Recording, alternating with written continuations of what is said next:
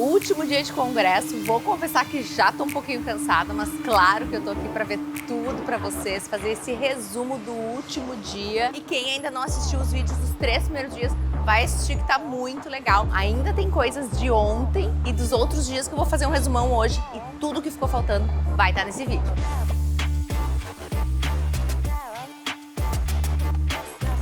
Então chegamos ao fim do Brain. Não tô em nenhum lugar turístico de Floripa, tô aqui no consultório, porque daqui um pouquinho tem entrevista, já tá tarde, mas não posso deixar de passar para vocês um resumão do que foi esse Brain. Ainda tem algumas informações do dia anterior que eu tenho para passar, e eu vou fazer um apanhado geral e o que teve de palestras hoje. De hoje, o que teve? Teve 2 palestras principais. Primeira delas sobre patologia da vontade. Então, diversos profissionais foram explicar as diversas alterações do nosso sistema de recompensa. E foi muito interessante porque foi explicado do ponto de vista neurobiológico por que essas alterações, por que tem coisas que a gente começa a fazer e a gente quer muito, a gente não consegue parar. A questão da super recompensa. Isso ativa um local do nosso cérebro que faz esse circuito ficar maior do que qualquer outro. Então, por exemplo, eu começo a usar uma droga e não tem nada que eu consiga substituir que tenha o mesmo potencial de recompensa, porque ativa muito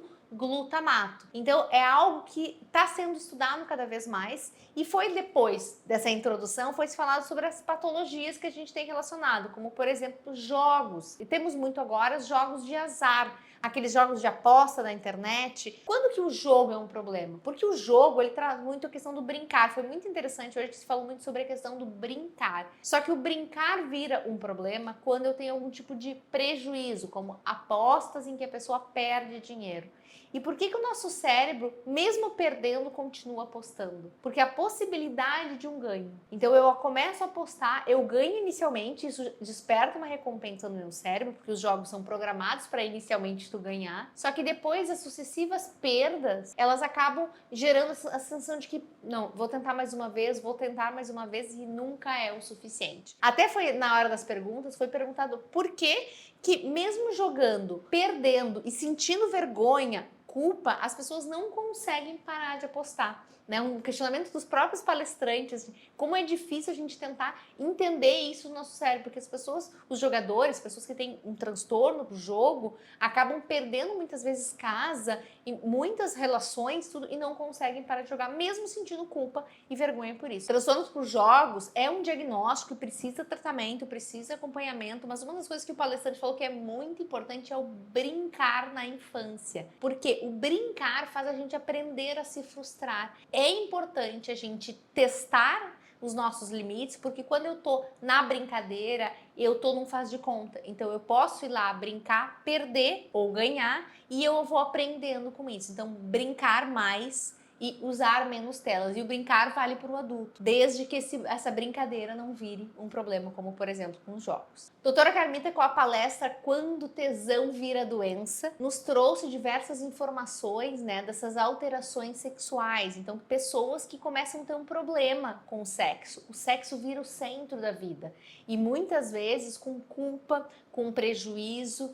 E até ela trouxe um dado interessante que a maioria das pessoas que tem um problema de adição sexual vai demorar, em média, 7 anos para entender que aquilo é um problema, que tem um prejuízo na vida dela. E é mais comum o diagnóstico nos homens, até um outro palestrante falou sobre isso, eles acabam olhando mais para essas questões em homens, mas pós-pandemia, especialmente, tem tido um aumento desse comportamento entre as mulheres, especialmente em relação a sexo solitário, né? Então, mulheres que acabam tendo diversos momentos de sexo solitário, acaba se tornando um problema. Então, tudo que gera um sofrimento ou um prejuízo, eu deixo de fazer coisas, eu deixo de interagir, eu deixo de me relacionar com outras pessoas por essa questão desse sistema de recompensa, acaba se tornando um problema. Falado também sobre a questão da pornografia, e a pornografia tem intensificado isso, o acesso fácil e até uma questão de comparação, se compara com aquelas pessoas que estão lá transando e nunca é o suficiente. Inclusive, uma das informações foi que algumas pessoas têm impotência, homens com impotência sexual com o parceiro ou a parceira,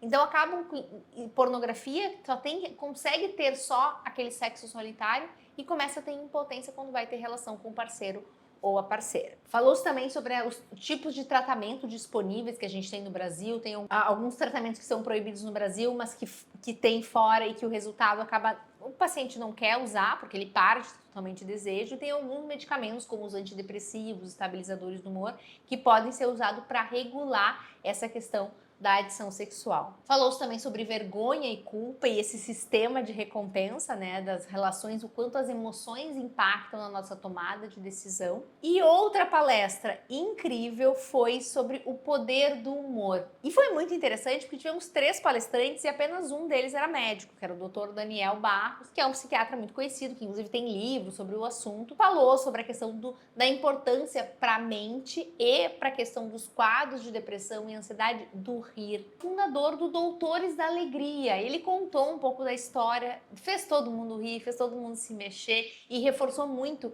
que a ludicidade é um dos maiores antídotos dos estados depressivos. Então foi incrível, uma palestra fantástica, de muita conexão e reforça novamente a importância do brincar, do rir, do se permitir. Teve também a escritora a Rosanna Hartmann, que escreve diversas peças e vai que cola, sai de baixo. E ela nos brindou com uma palestra fantástica. Sabe aquele tipo de palestra que tu tem que estar lá para ver e entender o que ela está querendo falar? Foi incrível. Trouxe muito essa questão do riso, da importância do riso. A Rosanna falou sobre a questão do rir do oprimido. Rir do oprimido não é legal. A ideia, e muito tempo se começou a falar sobre isso, rir do opressor. Por exemplo, quando tu pega o teu chefe e brinca de torta na cara, é engraçado, mas um chefe usar isso com o seu funcionário pode não soar muito legal. O riso é incompatível com a emoção. O humor é dirigido puramente para a inteligência. Então, muitas vezes, quando eu tô ativada emocionalmente, eu não vou conseguir rir. Então, se eu vejo uma pessoa cair, eu vou rir antes. Se eu ver que ela se machucou, eu vou parar de rir. Ela amplia o foco. O rir, o brincar, se divertir amplia o nosso foco. A emoção negativa, ela faz a gente focar naquilo. A gente só consegue olhar aquilo, consegue só pensar naquilo.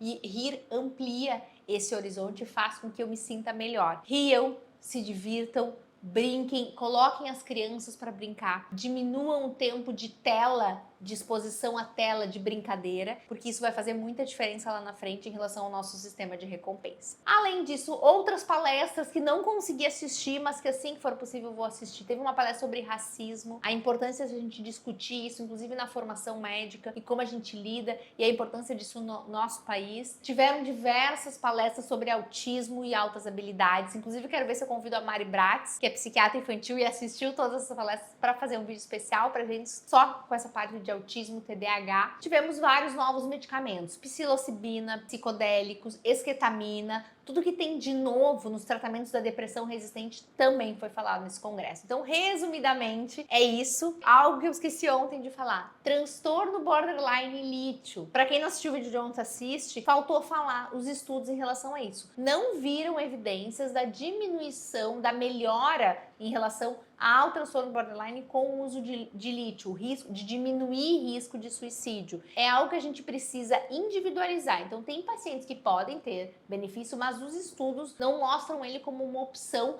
como a gente pode ser a primeira opção. E como eu já falei, não temos nenhum medicamento aprovado 2022 pelo FDA especificamente para transtorno borderline. Então, lítio para pacientes com transtorno borderline individualizado, vamos ter que avaliar, porque os estudos parecem não chegar a uma conclusão de que realmente faz diferença. Minha impressão desse Brain, queria me dividir em 5 ou pelo menos em 3 para poder assistir, porque eram muitas palestras interessantíssimas de assuntos diferentes e que ocorriam ao mesmo tempo, né? Então eu não consegui assistir tudo, espero poder ter oportunidade para o ano que vem, que já tem data para o Brain ano que vem. Quem é da área de saúde, tá vendo esse vídeo, vale muito a pena, independente da tua formação. Tinha psiquiatras, geriatras, psicólogos, fono, jornalistas. É um dos congressos de neurociência mais importantes que a gente tem no Brasil e com muito conteúdo de qualidade. Então, sou muito fã e ano que vem vou estar presente e, óbvio, trazendo todo o conteúdo para vocês. Se inscreve no canal, ativa as notificações para não perder nada. Até o próximo vídeo.